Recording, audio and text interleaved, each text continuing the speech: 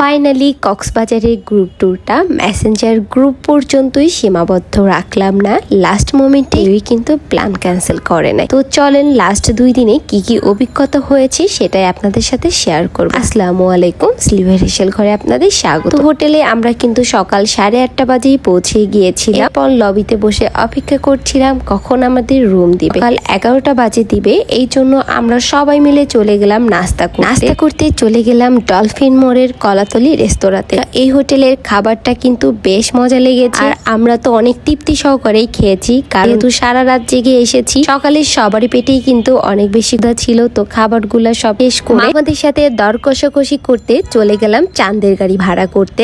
আর এখানে কিন্তু অনেক বেশি সতর্কতার সাথে আপনাকে গাড়ি ঠিক করতে হবে, নাহলে আপনি টুরিস্ট হিসাবে কিন্তু ঠকে যাবেন। এই জন্য দর কষাকষিটা জানতেই হবে, মাস্ট। এরপর চাঁদের গাড়ি ঠিক হয়ে গেল। এরপর আমরা চলে গেলাম সমুদ্রেতে একটু পা ভিজাতে, কারণ যে জন্য এসেছি সেটাই তো দেখা হয়নি বলে। এরপর সমুদ্রটা মন ভরে দেখলাম, আর এই যে মালাগুলো কিন্তু সমুদ্রের পাড়েই থাকে, কিনবো না জেনেও আবারও একটু দেখে নাড়াচাড়া করায়, ওইটাই আর কি। এরপর সমুদ্র দেখা অবস্থায় আমাদের হোটেল থেকে কল আসে যে আমাদের রুম রেডি। এই জন্য আমরা তাড়াহুড়ো করে আবার রুমে চলে যাচ্ছি, যেহেতু চাঁদের গাড়ি ভাড়া করেছি, আমাদের তো পাটোয়া টেক পর্যন্ত ঘুরতে যেতে হবে। এই জন্য তাড়াহুড়ো করে রুমে যে আপনাদের সাথে রুম ট্যুরটাও আমি শেয়ার করব। হোটেলটা কিন্তু বেশ ভালো লেগেছে আমার কাছে। আপনাদের যদি একটু বাজেট কম থাকে, মধ্যে কোনো হোটেল চাচ্ছেন, তাহলে এই হোটেলটা আপনাদের জন্য অবশ্যই পারফেক্ট। চাইলে আপনারা কমেন্ট করতে পারেন, আমি হোটেলের লিঙ্কটা আপনাদের সাথে শেয়ার করব। এরপর রুমটাকে একটু ভালোভাবে দেখে নিচ্ছিলাম যে সবকিছু ঠিকঠাক আছে কিনা, যেহেতু আমরা 3টা রুম নিয়েছি, তো একটু চেক দিচ্ছিলাম।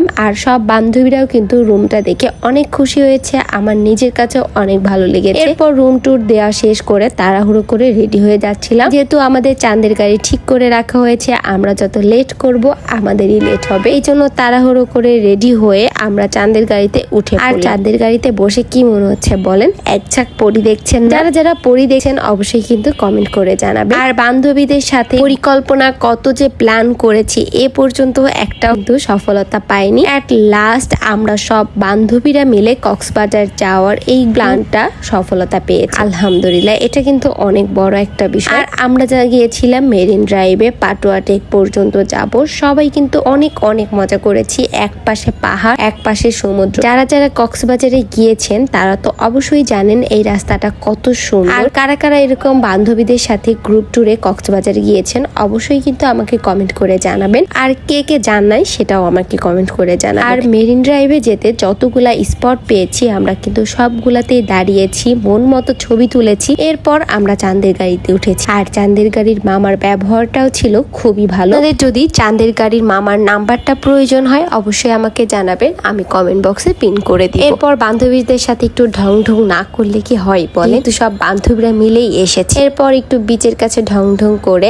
আবারও চলে যাচ্ছিলাম ইনানি বিচ, কারণ তখন দুপুর অলরেডি হয়ে গিয়েছে, আমাদের সবারই কিন্তু ক্ষুধা লেগে গিয়েছে। তো আমরা খাওয়ার জন্য চলে গেলাম ইনানি বিচের ফাইন ডাইনিং এ। এখানকার খাবারগুলো ছিল বেশ মজা, আর সব থেকে বেশি ভালো লেগেছে এখানকার পরিবেশ অসাধারণ। আপনি যখন সুন্দর একটা জায়গায় বসে খাচ্ছেন, সাধারণ খাবারও কিন্তু অনেক বেশি অসাধারণ লাগবে। আর সমুদ্রের এরকম গর্জন শুনে শুনে লাঞ্চ করছি, যা বলার মতো না, কি যে ভালো কাজ করছিল। আমরা খাবারে অর্ডার করেছিলাম সাদা ভাত, লইট্টা ফ্রাই, কালা ভুনা, পাতলা ডাল আর কাঁকড়া। তো এই খাবারগুলা খেতে অমৃত ছিল। তো খাওয়া দাওয়া করে তাড়াহুড়ো করে আমরা কিন্তু আবারও চলে গেলাম ঘুরতে। আর খাবার খেতে গেলে কিন্তু আপনাকে অবশ্যই হাতে 1 থেকে 1.5 ঘন্টা সময় রাখতে হবে, কারণ লাঞ্চ টাইমে এত বেশি ভিড় থাকে, আপনাকে খাবার সার্ভ করতে ওদের এমন সময়টাই লেগে যাবে। এরপর আমরা চলে যাব আবার একবারে পাটোয়া টেক ঘুরতে। আর পাটোয়া টেকটাও বেশ ভালো লেগেছে, মনে হচ্ছিল আমি সেন্ট মার্টিনে চলে এসেছি ঘুরতে। সব মিলিয়ে অভিজ্ঞতা অনেক বেশি ভালো ছিল। আর পাটোয়া টেক যেও দেখলাম বেশ মানুষের চাপ, এখানেও কিছু ছবি করে নিলাম। এরপর চলে যাব ঘোরাঘুরি করতে। আসলে কি জানেন, জীবনটা আমাদের খুবই ছোট্ট।